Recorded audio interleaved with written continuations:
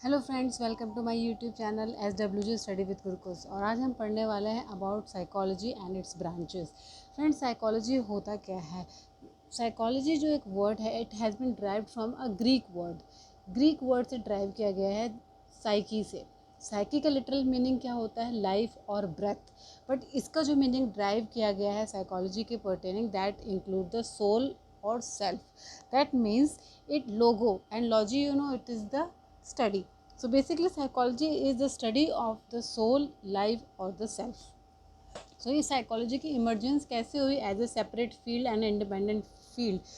Truly जब हम कहें तो it was William Wundt who established the first experimental psychology lab in Leipzig, Germany in 1879.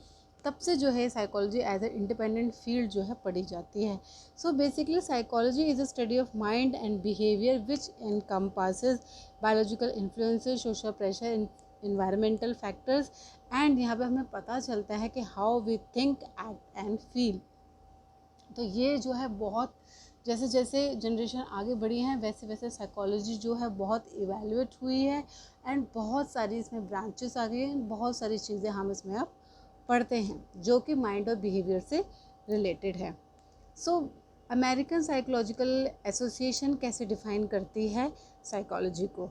वो ऐसे डिफ़ाइन करती है कि psychology is a scientific study of mind and behaviour according to American Psychological association.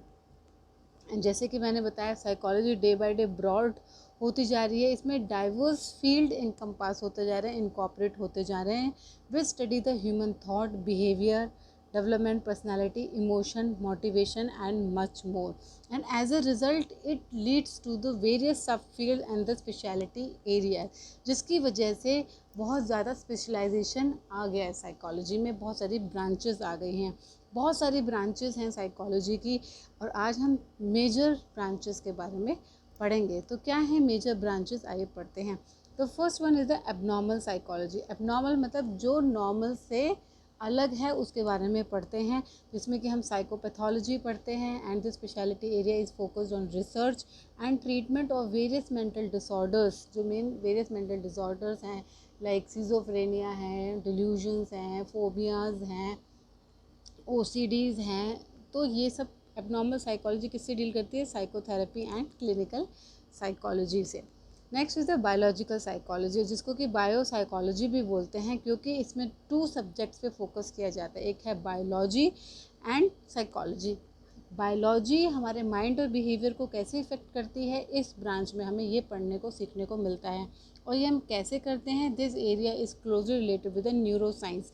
And neuro science क्या use करती है? MRI and PET scan. PET scan क्या होता है? एक डायग्नोस्टिक टेस्ट है जो कि यूजली ब्रेन से किया जाता है, जिसको कि पॉजिट्रॉन एमिशन टेस्ट बोला जाता है, to look at the brain injury and brain abnormalities. हम क्या देखते हैं? कोई ब्रेन इंजरी है, कोई ब्रेन लीजन है, उसके साथ क्या एबनॉर्मेलिटीज़ होती हैं, क्या उसका इफ़ेक्ट होता है न्यूरो साइंस में, क्या बायोलॉजिकल चेंजेस आते हैं, एंड उससे माइंड और बिहेवियर पे क्या फ़र्क पड़ता है। आपने देखा होगा, सुना होगा, पढ़ा भी होगा, जब भी कोई ब्रेन इंजरी होती है तो उसकी ओरिएंटेशन जो है पुअर हो जाती है, साइकोलॉजिकल चेंजेस आ जाते हैं। तो ये ब्रांच इस चीज़ को रीड और डील करती है। Next is the clinical psychology. Now clinical psychology में क्या होता है? It focuses on the assessment, diagnosis and treatment of mental disorders. जो बहुत सारे मेंटल डिसऑर्डर्स हैं उसकी असेसमेंट कैसे होती है, उनका डायग्नोसिस कैसे होता है, इस ब्रांच में ये डील करते हैं। Next is the cognitive psychology. Cognitive psychology जिसमें कि हम ह्यूमन थॉट प्रोसेस को पढ़ते हैं, जिसमें क्या आता है? आपका attention, memory, perception, decision making, problem solving and the language acquisition. मतलब जो भी आपके मेंटल प्रोसेसेस हैं, आपका इंटेलिजेंस हुआ, वो सब आप जो है कॉग्निटिव साइकोलॉजी में पढ़ते हैं। The next one is the comparative psychology. Comparative एक ऐसी ब्रांच है साइकोलॉजी में जहाँ पे हम एनिमल बिहेवियर स्टडी करते हैं। जैसे कि अगर आप याद करेंगे, स्किनर, BF स्किनर के रिसर्च एक्सपेरिमेंट्स पढ़ेंगे, पैवलॉव के डॉग एक्सपेरिमेंट पढ़ेंगे, तो उन्होंने डॉग पे भी एनिमल बिहेवियर को स्टडी किया है, तब जाके वो ह्यूमन बिहेवियर पे भी अप्लाई कर पाए हैं। तो उसको कंपेयर करके जो साइकोलॉजी जो ब्रांच डील करती है वो है कंपैरेटिव साइकोलॉजी।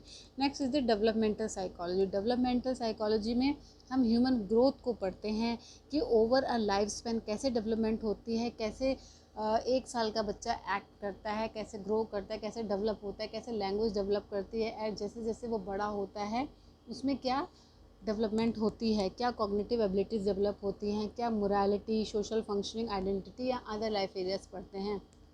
जैसे कि हमने कोहलर्स की थ्योरी पढ़ी है, पियाजे की थ्योरी पढ़ी है, लेव विगोस्की की थ्योरी पढ़ी है ऑफ द सोशल डेवलपमेंट। तो ये सब जो है इस ब्रांच में पढ़ा जाता है। Next is the forensic psychology. ना फॉरेंसिक साइकोलॉजी एक बडिंग एरिया है जो भी इतना ज़्यादा ग्रोन अप नहीं है, बट फिर भी इसका फोकस जो है किस पे रहता है, on the principle of legal, criminal and justice system. मतलब जो क्रिमिनल्स होते हैं उनकी साइकोलॉजी समझने के लिए और जो सीरीज़ ऑफ क्राइम्स किए होते हैं उसको समझने के लिए ये ब्रांच डील करती है। Next one is the industrial organisation psychology. Industrial organisation psychology जो है इसमें इस चीज़ पे बहुत ध्यान दिया जाता है कि कैसे एम्प्लॉयज़ का परफॉर्मेंस इंक्रीज़ किया जाए using the motivation and the industrial psychology branch. Next is the personality psychology, जो कि स्टडी करती है हाउ पर्सनैलिटी डेवलप्स, कैसे हमारे थॉट पैटर्न्स डेवलप होते हैं, कैसे एक इंसान की पर्सनैलिटी दूसरे पर्सन से डिफ़र करती है, क्यों डिफ़र करती है। बहुत सारी पर्सनैलिटीज़ की थ्योरी भी हैं। बिहेवियर्स, कैरेक्टरिस्टिक्स हर इंडिविजुअल के यूनिक होते हैं। ट्रेट अप्रोच आती है, टाइप अप्रोच आती है, एंड बहुत सारे आइजेंक की ट्रेट थ्योरी है, बहुत सारे साइकोलॉजिस्ट ने इस पर थ्योरी दी है। तो ये ब्रांच क्या होती है, personality psychology. Next is social psychology which focuses on the study of the group behaviour. मतलब ग्रुप कम्युनिटी कैसे एक्ट करते हैं, उसके सोशल इन्फ्लुएंसेस क्या होते हैं इंडिविजुअल बिहेवियर पे, वो सोशल साइकोलॉजी स्टडी करती है। उस attitude, prejudice, conformity, aggression and such related topic with the society are studied in this branch. Next is the sports psychology. ना स्पोर्ट्स साइकोलॉजी भी बहुत बडिंग एक मॉडर्न ब्रांच है साइकोलॉजी की, क्योंकि अब स्पोर्ट्स बहुत इंक्रीज़ हो गए हैं, पहले स्पोर्ट्स इतना इंक्रीज़ नहीं था। So it study how psychology influences the sports, athletic performance, exercise and physical activity. So some sports psychologist work with the professional athletes and coaches, ताकि उनका परफॉर्मेंस और मोटिवेशन इंक्रीज़ कर दिया जाए एंड वो अपने पीक एंड पोटेंशियल पे पहुंच पाएँ। Next is the school psychology. School psychology is the field that involves working in the schools, जिसमें कि एकेडमिक, इमोशनल, सोशल इश्यूज जो बच्चों के होते हैं उन पर ध्यान दिया जाता है, एंड जिसमें कि स्कूल साइकोलॉजिस्ट जो है टीचर्स, स्टूडेंट्स और पेरेंट्स के साथ मिलकर उनके लर्निंग इन्वायरमेंट को और अच्छा बनाती है। Next is the health psychology. It focuses on the biology and psychology, and कैसे जो है एक बिहेवियर जो है सोशल फैक्टर्स और कैसे हमारे हेल्थ और इलनेस को इफेक्ट कर सकता है। इसको और नामों से भी जाना जाता है, जैसे कि मेडिकल साइकोलॉजी हुई, बिहेवियरल मेडिसिन हुई, जिसको कि हेल्थ साइकोलॉजी इसके इंटरचेंजेबल यूज़ करते हैं। तो इनका मेन फोकस रहता है how to promote the health and prevent the health. Next is the experimental psychology. इस ब्रांच में we use all scientific method to research on brain and behaviour and which conducts research on everything from child development to social development.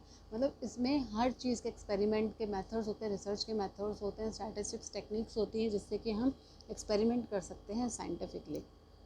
तो friend this was about the various branches of the psychology. I hope आपको ये video समझ में आई होगी, आपके लिए वर्कफुल होगी। अगर आपको मेरी वीडियोस अच्छी लगती हैं तो प्लीज़ शेयर एंड सब्सक्राइब करना ना भूलिएगा, and please keep motivating me with your comments. Thank you.